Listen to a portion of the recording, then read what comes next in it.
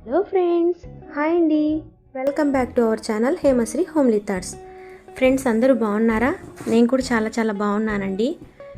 మీరందరూ కూడా చాలా బాగుండాలని మనస్ఫూర్తిగా కోరుకుంటున్నాను.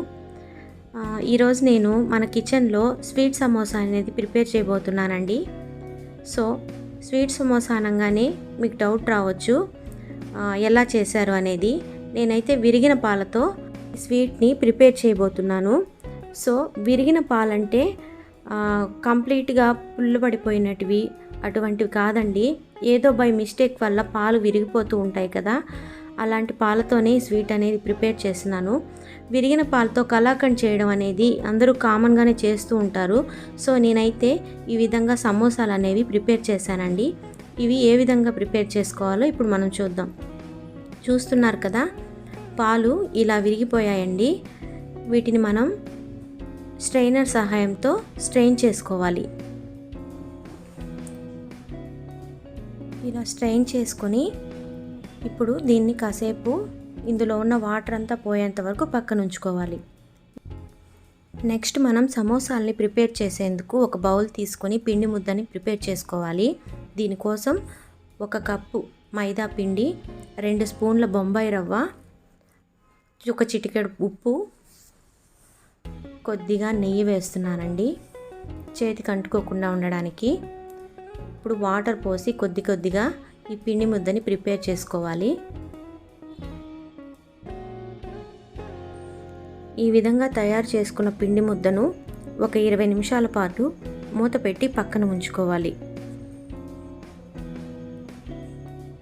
ఈలోపు మనం స్టవ్ వెలిగించి దానిపై ఒక ప్యాన్ పెట్టుకొని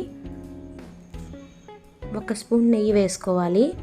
ఇప్పుడు ఇందులో నెయ్యి కొద్దిగా వేడెక్కాక మనం ముందుగా తీసి పెట్టుకున్న జీడిపప్పు, ఎండు ద్రాక్ష వేసుకొని ఫ్రై చేసుకోవాలి. ఇవి కొద్దిగా కలర్ చేంజ్ అయ్యాక మనం ముందుగా స్ట్రెయిన్ చేసి పెట్టుకున్న విరిగిన పాలున్నాయి కదండి, వాటిల్ని ఇందులో యాడ్ చేసుకోవాలి. మనం ఎంత స్ట్రెయిన్ చేసినా కూడా ఇందులో వాటర్ అనేవి కొద్దిగా ఉంటాయండి. అవి స్టవ్ మీద వేయంగానే వాటర్ అనేది బయటకు వస్తుంది.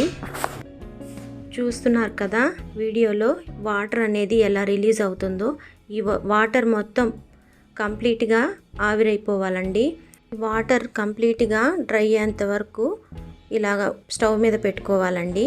ఈలోపు మనం వేరొక పాన్ తీసుకొని 1 స్పూన్ నెయ్యి వేసుకొని అందులో 2 స్పూన్ల బొంబాయి రవ్వ, మరో 2 స్పూన్లు ఎండు కొబ్బరి తురుము వేసుకొని మంచి వాసన వచ్చేంత వరకు ఫ్రై చేసుకోవాలి. ఇప్పుడు ఈ విరిగిన పాలల్లో వాటర్ కూడా డ్రై అయిపోయింది కదా, మనం ముందుగా తయారు చేసి పెట్టుకున్న బొంబాయి రవ్వ, ఎండు కొబ్బరి తురుముని ఇందులో యాడ్ చేసుకొని బాగా మిక్స్ చేసుకోవాలి. కొద్దిగా ఇలాచీ పౌడర్ని కూడా యాడ్ చేసుకోవాలండి. ఆ క్లిప్ అనేది నా దగ్గర మిస్ అయింది. తర్వాత ఇందులో ఒక 1/2 కప్పు బెల్లం పౌడర్ తీసుకున్నానండి. మీరు నార్మల్ బెల్లం అయినా యూజ్ చేయొచ్చు. నేనైతే బెల్లం పౌడర్ వేస్తున్నాను. ఇది వేసిన తర్వాత బాగా మిక్స్ చేసుకోవాలి. ఈలోపు మనం పిండి ముద్దని తీసుకొని చిన్న ఉండలుగా చేసుకొని సమోసాలు ప్రిపేర్ చేసుకోవాలి. ఈ విధంగా కొద్దిగా పిండి చల్లుకొని మనము ఈ పిండి ముద్దని పల్చగా చపాతీలాగా ఒత్తుకోవాలి.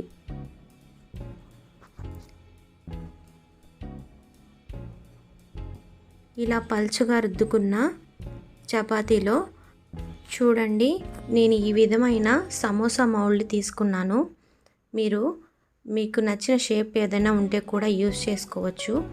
ఈ విధంగా తీసుకున్న సమోసా మౌల్డ్లో ఈ చపాతీని పెట్టి మనం ముందుగా ప్రిపేర్ చేసుకున్న ఈ బెల్లము, పాలు, కొబ్బరి మిక్చర్ని ఇందులో కొద్దిగా పెట్టుకుంటూ సమోసాల్ని ప్రిపేర్ చేసుకోవాలి.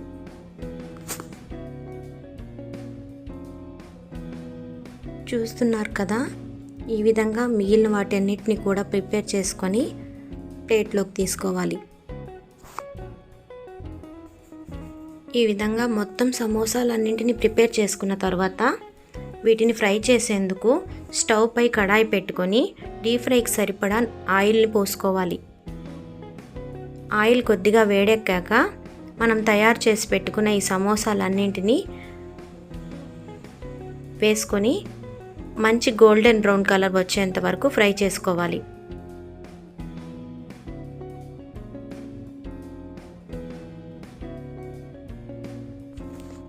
చూస్తున్నారు కదా, సమోసాలన్నీ ఈ విధంగా మంచి కలర్ వచ్చేంత వరకు ఫ్రై చేసుకొని పక్కకు తీసి పెట్టుకోవాలి.